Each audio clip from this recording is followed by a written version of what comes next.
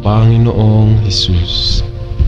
Malapit na akong humarap sa isang hamon at medyo nakakatakot.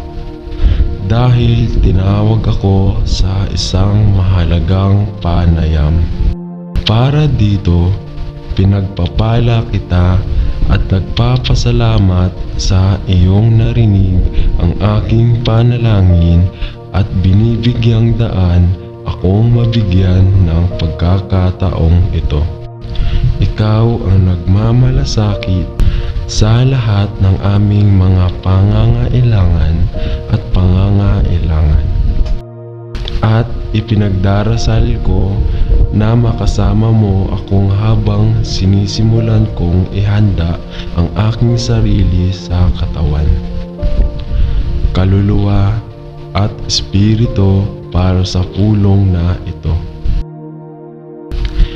Ipinagdarasal ko na sa iyong tulong maaari ako na ang pinakamahusay na maaari kong maging habang dumadalo ako sa panayam.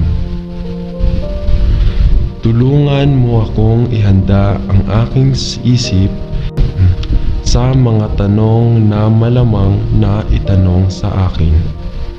At bigyan din ako ng kakayahan na mabuo ang aking puso upang ako ay magpahinga sa iyong lakas at hindi na aking sarili. Bigyan mo ako ng mga gabi ng magandang pahinga at patuloy i-pray.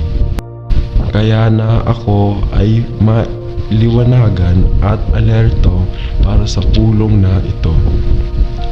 At ihanda din ang panel na makapanayam sa akin. I-pray upang sila ay magpakita ng pagkakaunawa at pagiging patas. Alam ko, Panginoon, na ang lahat ng bagay ay nagtutulungan para sa kabutihan ng mga nagmamahal sa iyo at umaangkop sa iyong layunin.